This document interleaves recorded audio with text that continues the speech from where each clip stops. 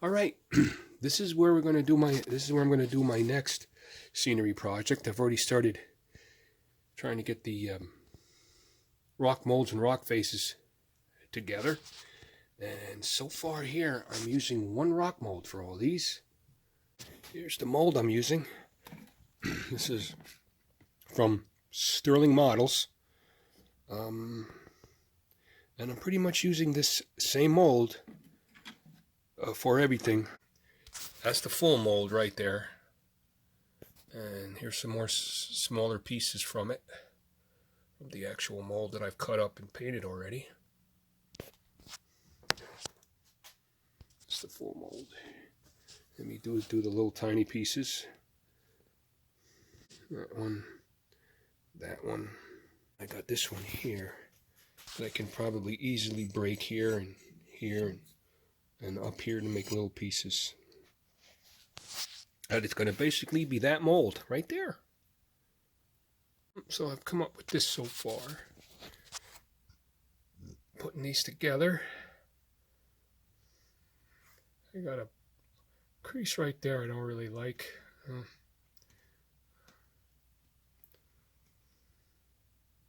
Got these all glued into place. And I've filled in the gaps with Ultra Cal 30 that I'm using here. I actually mix it to a watery consistency and just pour it over the top of the cracks, and it works pretty good to seal the cracks where I put everything together. Right there is a good example. There, like that. But these are glued in.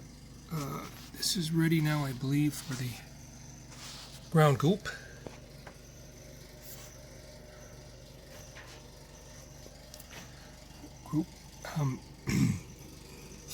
This piece right here came from a different mold, Woodland Scenics mold, that I'll show you in a minute here.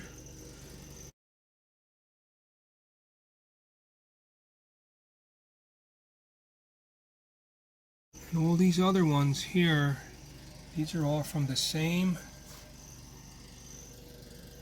That's where I put it together there where the two tables come apart. I tried to hide it the best I could. We'll see what happens after I finish the scenery. But there I've added some. But all these other ones are all from the same Sterling Models mold, which I think the company is out of business, unfortunately, because I can't get a hold of them anymore. So that's really too bad, because they made some nice molds. There was a few I wanted to get this year at the Springfield Train Show, but anyway, now I have to work on this little area here. This is going to be a huge outcropping where the road bridge comes across to hide the interchange that runs back to a staging yard back there. A small secondary staging yard.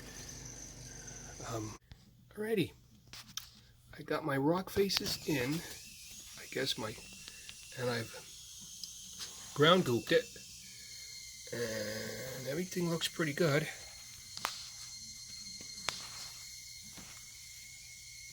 Except for that one area right there that I'm trying to figure out what I'm going to do. I can't seem to get anything to look right over here, and I don't know, I got to run the rock molds in this way, but I'll have to figure that one out. And of course we come over here, down here, here's the ground goop in. I got that along there, up here. Now that right there is where the two tables come apart, so I got to figure out how to hide that, but that comes apart right there. I didn't want to do a straight line going right down, because then it looks too obvious. So I sort of did that. I guess it's going to look okay. I think I'm just going to put bushes there. There goes the boiler. Sorry about that. And here's the back side here. done. Of course, as we pan back, there's the tunnel scene. Okay, I'm gonna mix some little smaller pieces in that rock mold. I'm not gonna do the whole thing, just little areas of it. Trying to make little pieces I can fit in that area I'm trying to fit up, and I'm going to use, of course, the Ultra Cal 30 here, which I got I believe this is a 50-pound bag of it. What is it down here? This would be what is it? It says, oh, I'm sorry. Yes, 50 pounds. And I got this for $28, I think the bag was. It was under 30 bucks. I know that I got it at a pottery place. So if you have a pottery place close by, or where you can get this stuff, just call and see if they got Ultra Cal 30. And you can buy a whole bag of it, a 50-pound bag like this, and it's going to last you forever. Yeah, especially if you got a big layout. So, anyway, let's get to mixing. I usually mix mine up to like a creamy consistency, not that thick, because it flows better into the details. So, technically they say 1 to 2, one part water to 2 parts hydrocal. So, but I do mine a little loose. So, of course, I've sprayed my mold with wet water. As you can see, I just did little areas of the mold. Do this a little bit, get the air bubbles out of it. That guy right here, but hopefully I'll have enough little pieces where I can fill in that one area, right? Yes. All right, it's been like a little over an hour here, and you see what happens when I try to pull these apart here. Actually, let me come back. Right, here's the pieces I got. Got these little pieces too. The little ones there. That one.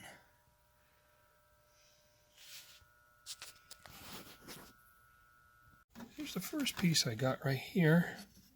And I think like right there, huh? If I cut it right along here, fit that piece up inside there, that might work, huh? That one there. This is the same as that, so that's not going to work. This one here, I could cut that piece in there, maybe. Maybe there like that, I don't know. I don't think any of those will really go along good with the way the rocks are cut here. I think this piece right here is going to work the best, right in there. Yep. So I'm going to cut this off right along there. Well, that's what I've come up with. Filling in my spot. What do you guys think? Looks pretty good, right?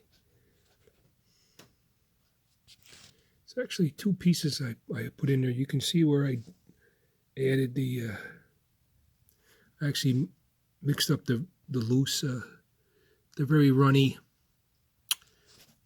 plaster and dumped it around it. And I still need to obviously paint it the same color as the rocks. But there it is.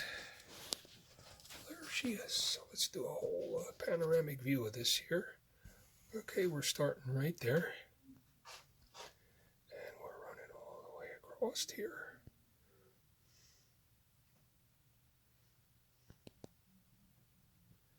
To that area there where I just have to do my outcropping there. I've got a few pieces in place, but all right, this is how I color my rocks. Actually, what I do is I stain them. Okay, and I actually have 3 colors I use. This is my basic rock color, the first one. All right, that is just the latex color paint I use. the latex paint I used to paint my scenery and put in my ground goop. That's that color, so everything has the same hue and it matches. Okay. This is like a rusty wall color, that right there. This one here. And of course I use, the first coat I put down is going to be the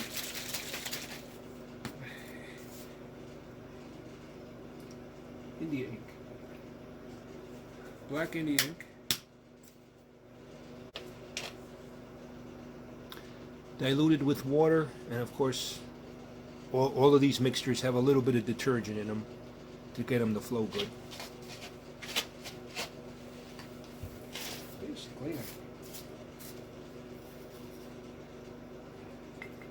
hit it with the black first. You could hit it with the basic wall color first. I guess it depends. Some of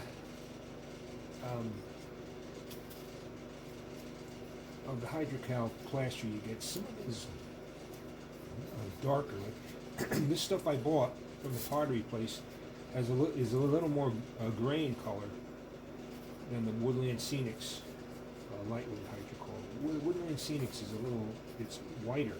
It's got more white to it.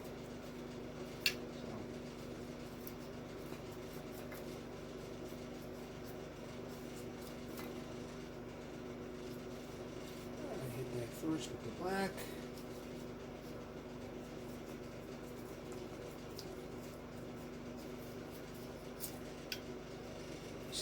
Get it all on here. Nice.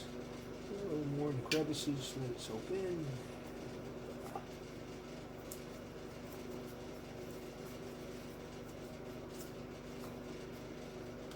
This dries a lot lighter than what you see, so don't be afraid. I believe my mixture is 32 ounces, and I put, I think, 5 drops of India ink. It's 32 ounces. Okay. I'm going to use the basic rock color now. The other color is dried, and we'll use this, mix it up.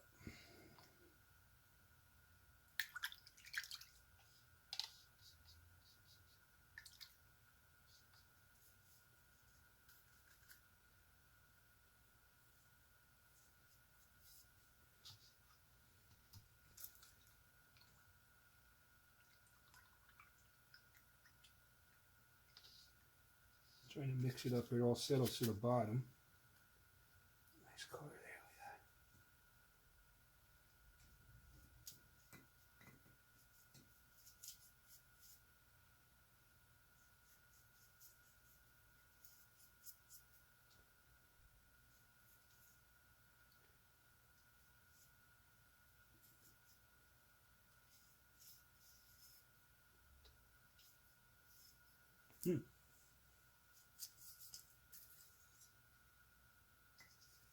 Let that dry. Let this dry up there.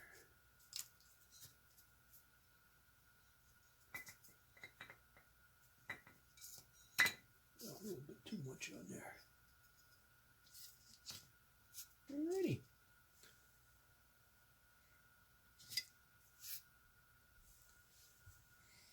We'll let that dry. Alright. Next color here is going to be a rusty wash here. This color here, this is a mix of burnt sienna, a little bit of red oxide, and some raw sienna mixed in with that brown color. Give it some.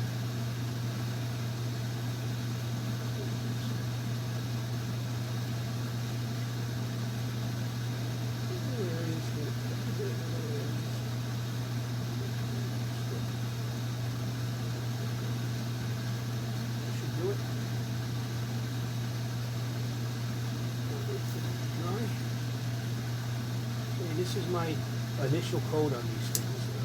This is going to dry. And then, once I have them in place, and the ground goop around them, and then I do some more detailed painting with them, different colors.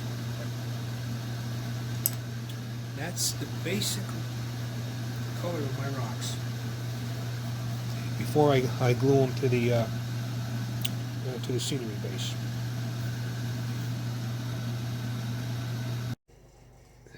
Going to end part 1 right here. This is what I've gotten done.